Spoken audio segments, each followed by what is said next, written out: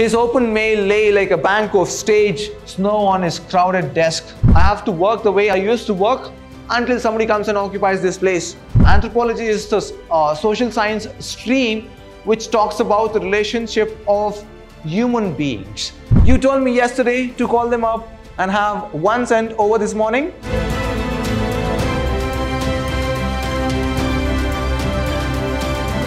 Hello, hi, namaste and welcome to Vidhyaashram, first grade college, the temple of excellence. I am Nandakishore, faculty of English in Vidhyaashram, MYSURU. In today's session, I am going to discuss one of the prose titled as The Romance of a Busy Broker, prescribed for first year BCom and B.B.A students of MYSURU University. What is this prose all about? In simple, this prose, it talks about a busy life in a broker's day. He is working as a broker, and how he tends to take up his work seriously and what are the stuffs he forgets. Let us see what is this prose all about, the romance of a busy broker. This is written by William Sidney Porter. His pen name is O. Henry. If you just see this author's name, it is written as O. Henry. It is a pen name. What is this pen name? This pen name is few people that tend to hide their real names, and they would just take up this pen name and act as their real name. He lived between September 11, 1862 to June 5, 1910. Porter's works include The Gift of the Magi, The Duplicity of Argravers, and The Ransom of Red Chief. Most importantly, you should know this, his stories are known for their surprise endings. This is very important because at the end of this prose, you will be in shock. Surprise endings and witty narration. This essay particularly, it includes both. Porter also wrote poetry and non-fiction as well. Let us get into the prose now. This is the actual text, and there are different versions available online, and be careful about it. All the available versions about this prose, The Romance of a Busy Broker, yes, of course, whatever material or available text, it is correct, no issues, but there are different versions. But be careful that the text you have chosen and read is the one which resembles the original text. Now, there is a character called Pitcher. Pitcher, confidential clerk. This word confidential in a sense, secret here, but it also means classified. Yes. Confidential clerk. Who is he now? He is the clerk in the office of Harvey Maxwell. You should remember the names here. There are only three characters. One is Pitcher. He is the clerk in Harvey Maxwell's office, and he is a broker. Who is broker here? Harvey Maxwell. Allowed a look of mild interest and surprise to visit his usually expressionless countenance, face, this is face, unexpressionless face, when his employer briskly entered at 9:30. 9:30 is 9:30, in company with his young lady stenographer. Stenographer has two meanings. One here, one who transcribes or one who reads the script. Remember the speech. The other stenographer is one who types, the stenographer. Here it is the one who types here. This person has entered his office with a young lady. The third character has Picton, and she is a stenographer. With a snappy, very brisk, "Good morning, Pitcher." Maxwell dashed at his desk as though he were intending to leap over it, and then plunged into the great heap of letters and telegrams waiting there for him. So he just dashes in, he says, good morning, very crisp, like, without much of expression. And he just dashes, he just enters his room and just goes and sits as if he's about to leap, take a jump over the table there. Just hurriedly he goes and sits, and in front of him, there is a heap, a big mountain sort of a letter and telegrams laying on his table, waiting for who? Harvey Maxwell. Because he's a broker, remember? And if you want to understand how brokers work or how they lead a day of their life, you have to watch a movie, In Pursuit of Happiness. There in that movie, Will Smith will work. He will work as a broker, stockbroker. And you should see him struggling through his life. How much he struggles. The same picture is picturized or narrated in this prose. Imagine that. If you have not seen it, kindly watch. It is a beautiful movie. After watching it, maybe you will get some idea what sort of a work they are into. Now, next, the young lady had been Maxwell's stenographer for a year. For how long? For a year. This could be for 1 month. For 1 year, she was a stenographer. She was beautiful in a way that she was decidedly unstenographic. This is a bit complicated, opposite of it. She doesn't look like stenographer there. So the author writes, decidedly, she didn't want to look like that. She forewent in advance, okay, she forewent the pomp of the alluring pompadour. Pomp is like beauty, elegance, splendor. She was like, here the author is giving the description of this lady. In this one, he says that though she's aged, maybe she has gone a step ahead to look very beautiful here. She wore no chains. Now she is given the description. She wore no chains, bracelets or lockets. This was the trend in New York once upon a time. She had not the hair of being about to accept an invitation to lunch on. If somebody comes, it means simply she is very gorgeous, very beautiful. And if somebody comes and asks for outing on a date maybe, and she had not that, she would say no. She didn't have that air in the sense like mentality. She would say no, I don't like to join you. I'm sorry, I cannot do that. That's how people were in England and people are in England and America. We are talking about an America broker here, an American. And people there, they don't mind asking for a date. Let's have some lunch outside. And I would like to propose you sort of a hint they send to other people. So she is not a kind of a lady who accepts the request or proposal. Her dress was grey and plain, but it fitted her figure with fidelity and discretion perfectly. Okay, perfection. In her neat black turban hat, you should remember it. It's a black turban hat, was the gold green wing of a macaw. It's a feather. Usually they wore the hats, the round hat, the black one, and usually the hat would have a feather there, like it would go up from here. And especially the feather of macaw, if you see this bird's image, it is pretty big. So imagine the feather would be very long on the hat and is giving the description. On this morning, she was softly and shyly radiant, in the sense like she is a bit elegant, looking beautiful, gorgeous, beaming. Her eyes were dreamily bright, her cheeks genuine peach blow, her expression a happy one, tinged with reminiscence. Now, she is sending a signal to people around her. She is there and the author is giving the description. How does she look?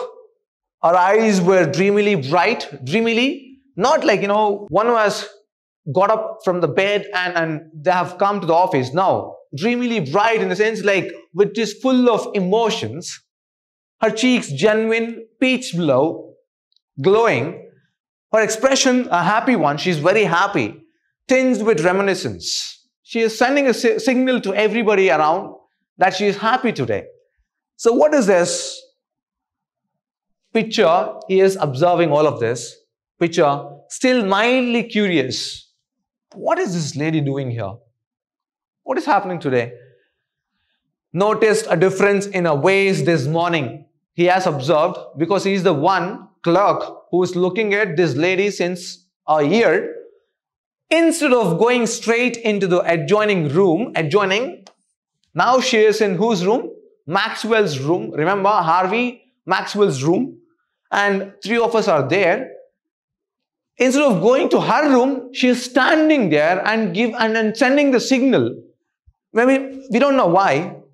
Adjoining room, where her desk was. Now he says where her desk was. She lingered. She is just, walking here and there. Lingered, slightly irresolute in the outer office. Like something is terribly wrong with this lady. That is what picture thinks here. This picture is a clerk. Remember, once she moved over by Maxwell's desk, near enough for him to be aware of her presence. Now, she moves over and she's making Maxwell aware that I'm here. I'm here right next to you.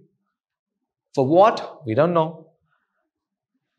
The machine sitting at that desk was no longer a man. Remember? Who is this machine here?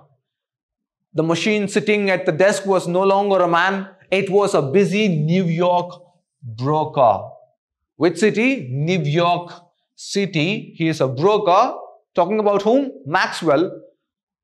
Broker moved by buzzing wheels and uncoiled springs. Buzzing wheels. Stockbroker. How well. That is giving a picture about the people and their work inside the office. Well, what is it? Anything?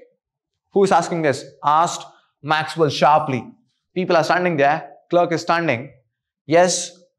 His open mail lay like a bank of stage snow on his crowded desk. Bank of stage, so much snow because it is completely white letters, telegrams and the letters. Crowded desk. His keen grey eye, impersonal and brisk. Ignorantly, yes, flashed upon her half impatiently. Now, who is he saying these words to? Well, what is it? Anything? He is talking to the lady because the lady is the stenographer. She is sending a signal. She is making Maxwell aware that she is still there.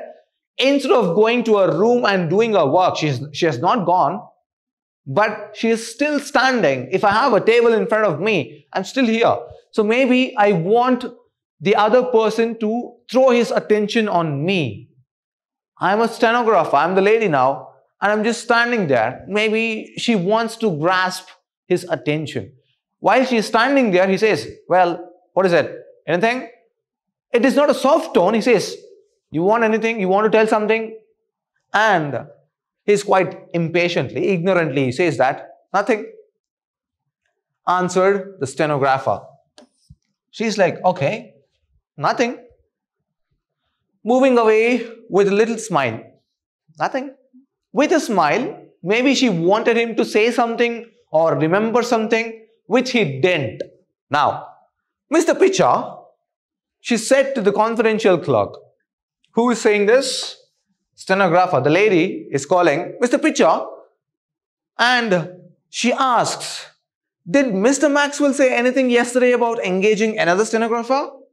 Now she is asking, did Maxwell tell you anything about engaging, bringing in, asking for the new appointment? Did he tell anything about new stenographer yesterday? What will Pitcher say now? He did. Yes. Remember, the lady is a stenographer there and it seems now Maxwell has asked for the new stenographer. So she is clarifying with picture, did Maxwell tell to appoint a new stenographer? And he says, yes, of course, answered picture. He told me to get another one. He says, another one, which is important. Get another one. I notified the agency yesterday afternoon to send over a few samples this morning. Few samples? He is talking about the people. It could be both men and women. Samples in the sense, take an interview. And he says, it's 9:45 o'clock, 9:45, 15 minutes after their arrival. And not a single picture hat or piece of pineapple chewing gum has showed up yet. Look at the way the people are interpreted here. He says, not a single picture hat. Picture hat, the lady or the ladies who wore the hat and who will visit this office. And piece of pineapple chewing gum. He says piece of pineapple chewing gum. Usually men used to chew gum. Back then it was like very trendy to have a chewing gum in your mouth and then like, just like a cow who will be munching, right? So they thought it is quite upgraded version of themselves. And he says, I can't even see either of them. Neither a woman nor a man. So he says, nobody has showed up. I will do the work as usual then, said the young lady. She's saying now, I will say, okay, fine. In that case, I will just do it. I will just do my work as usual. Why the hell should I care? Until someone comes to fill the place. Now she's saying, maybe I have to work the way I used to work until somebody comes and occupies this place. And she went to her desk at once and hung the black turban hat with a gold green macaw wing in its accustomed place. Accustomed, there is a particular place. Usually they will have a stand with a lot of rods, the curves, where you can just go on and hang your coat, long coat. And there is a particular place to hang the hat as well. And she did. Now, he who has denied the spectacle of a busy Manhattan broker, this is very important, Manhattan broker during a rush of business is handicapped for the profession of anthropology. This is a description given by the author. Neither the man or a woman is saying this. Author is giving the description. He who has been denied the spectacle, the picture, right, the busy life, who has denied it of a busy Manhattan broker, one who denies about all these things during a rush of business. It is highly impossible to describe the stock market weather, ambience there. People will be going crazy there. The stocks will be climbing, it will be collapsing, there will be fluctuation in the market price, and they have to buy and they have to sell, they have to invest so much into stock market. So those who play this, those who have started their stock market shares, those people will have a complete idea about this ambience, this working experience or working ambience there.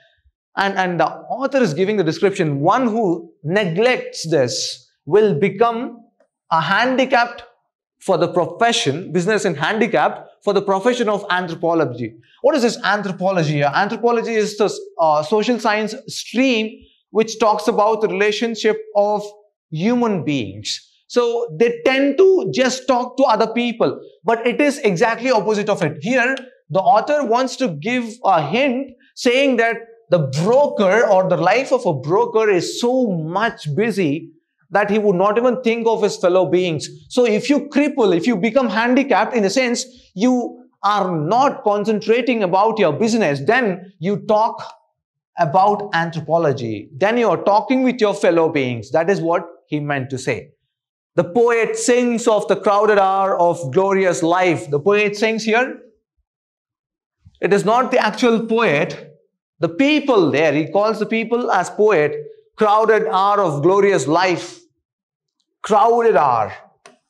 The stock market opens at 9 o'clock. It starts from 9:15 and winds up at 3:15 in the evening, in the afternoon.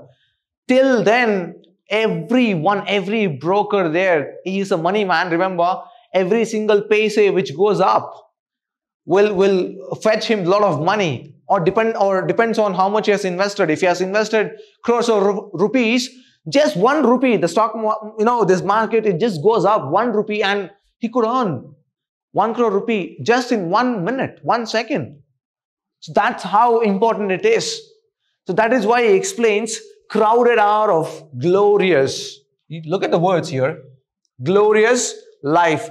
The broker's hour is not only crowded. Now he says, it is not only crowded, but the minutes and the seconds are hanging to all the straps and packing both front and rear platforms. That is the reason I told you minutes and seconds where the stock market will be climbing. It goes, it comes down, it goes, and there will be a fluctuation in all the market here. The market here, what you see, yes, on the screen, they will be having a screen, yes, and if you can relate this context to Zindagi Na Milegi Dobara movie, Hrithik Roshan is a stockbroker there, and he will be yelling at people, sell everything, sell, sell, in the sense like where the stock market has come down and is pretty much pissed off, and he wants to sell all the shares he holds. So he's talking about the minutes and the seconds are hanging. It's like every second, you have no idea if you are into this, or those people who are into this share market or stock market, they would know how important each and every second is, and they cannot take off their eyes from the monitors because it keeps fluctuating. All of a sudden, like, let us say there is a stock. Yes, there is a product. Let us say about Tata. Yes, Tata Steel. There is a product called Tata Steel. If today at 9 o'clock, the share market has opened with 65 rupees. Okay, that is the opening price. And all of a sudden, it would go up to 72 rupees just in a fraction of a second. With 1 second, it goes up. Yes, and that is the right moment, whether to sell it or whether to leave it so that it would reach, or whether it would spike even further. And at times, if your time is very bad and the market is in negative, there is negativity and positivity, you need to know this market. So only then you can understand these words or the sentences told by the author. So what happens from 72, it can come down, plunge down to 62 as well. 10 rupees, yes. And it might go up or it may come down as well. So it comes down, then you lose your money because you have invested your stocks for 65 rupees and you might have brought or purchased, let us say, 1,000 shares. Yes. And with this 10 rupees up and down, you can lose 10,000 rupees there. It is a big amount. Yes, 1,000 shares. Within a minute, within a second, you will lose money. Within a second, you will make money. So you need to know in and out of the market. So he says, which are hanging to all the straps. Straps is usually like, it is sort of a leather belt. Yes, in the sense like he is describing here, straps and packing both front and rear platform. He is describing how well people are sticking on to their share market. They are stuck. Front and back, like everything, in and out. The mind is full of the stock market. They can't take off their eyes from the monitors. They can't think about anything else. That is the explanation given by the author. And that is the reason why we titled, or why we know this title as The Romance of a Busy Broker. He's totally busy. It's not about the romance of a broker. The title itself will give you the complete idea. Next, what happens? And this day was Harvey Maxwell's busy day. Now, today it is Harvey Maxwell's busy day, and as the prose opens, you know that there are a lot of letters, heap of letters laying in front of his desk. The ticker began to reel out jerkily its fitful coils of tape, and desk telephone had a chronic attack of buzzing. These lines are very important here. As I told you, the share market is going up. Now it goes on, it ticks, maybe it comes down. It is going. And this is reel out jerkily. This is what the words mean. Jerkily in a sense, it goes, it comes down, it comes up. Yes. It is jerking and going up and down. It talks about the fitful coils of tape. which is printed, like, what is the stock market, and they tear it. That is the reason I told you, watch the movie In Pursuit of Happiness and you get to know how well these words are explained.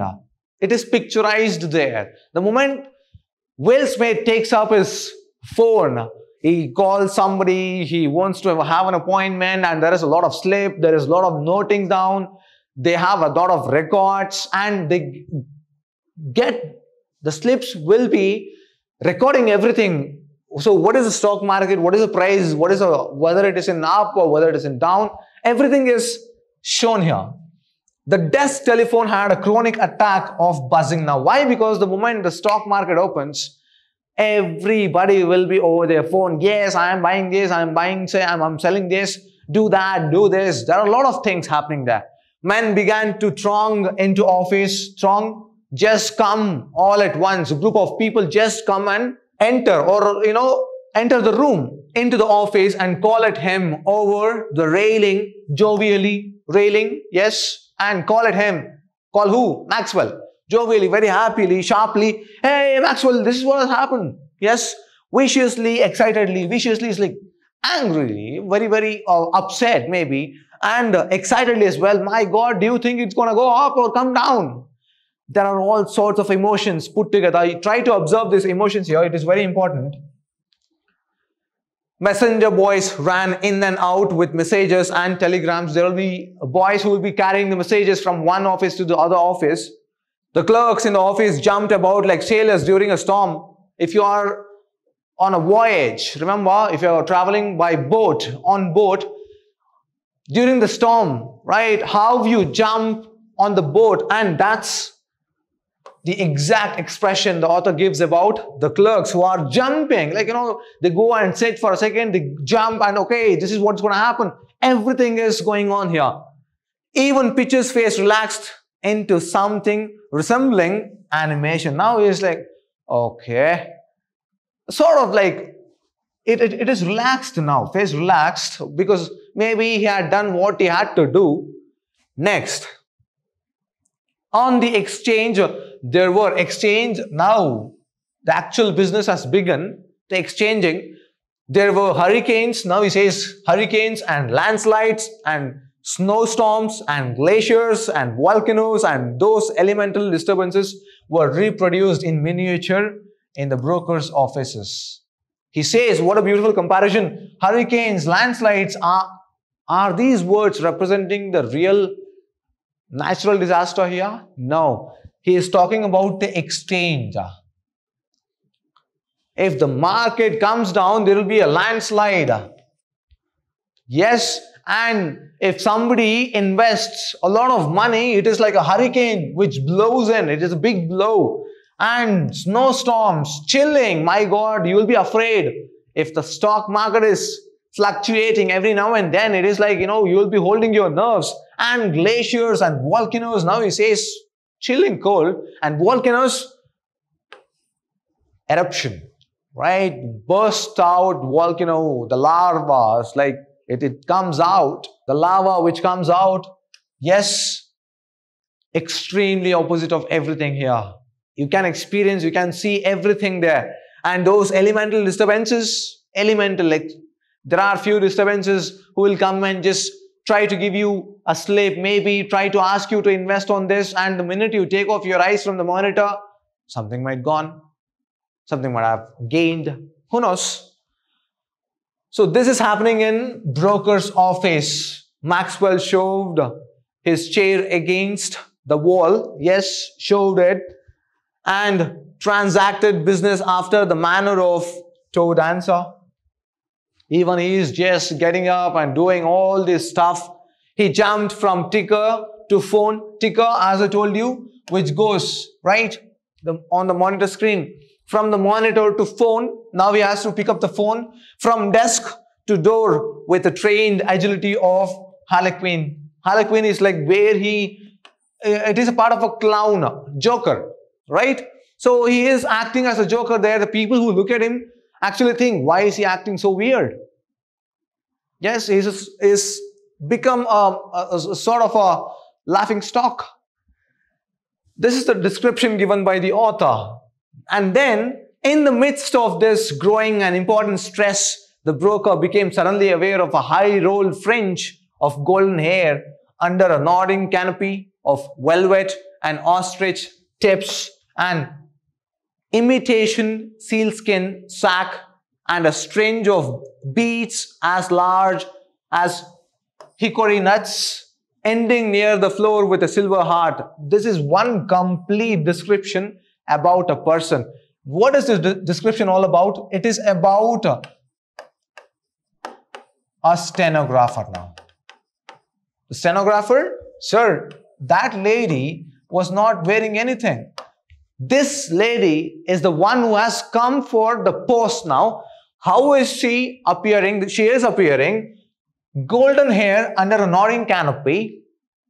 Yes, the dress here of a velvet and ostrich tips and imitation sealskin sack, the long coat, the wearings or the dress, the long coat, sealskin and ostrich tips.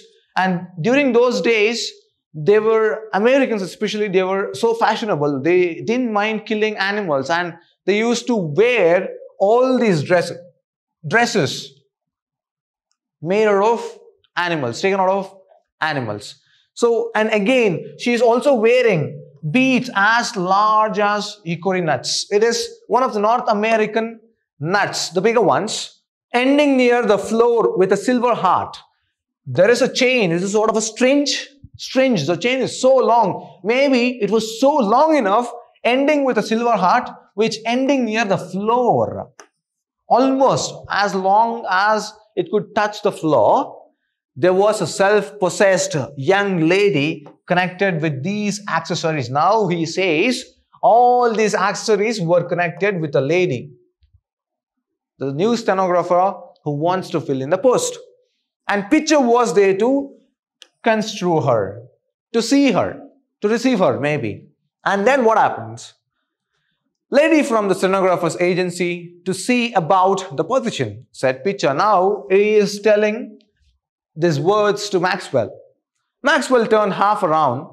He's like, leaning towards the wall. So he just turns towards the door and he says, with his hands full of papers and ticker paper, the stock market, the related to stock market. What position? What? He's holding it. He's completely immersed in it, lost in his world. And he suddenly just turns. What position? He asked with a frown, angry. Position of stenographer, said picture. You told me yesterday to call them up and have 1 cent over this morning. Now he's saying, Mr. Maxwell, do you remember that you told me yesterday to call them up and have 1 cent to send somebody over this morning? He's totally pissed off now. What is going to happen? We don't know. So that is it for today's session. We'll see what will happen in the next session. Whether Maxwell is going to hire this lady who is so well dressed. Yes, outstandingly, attractively dressed. Or is he going to send her back? You have to wait till the next session. Keep reading it. We'll meet you in the next session. Have a good day. Take care.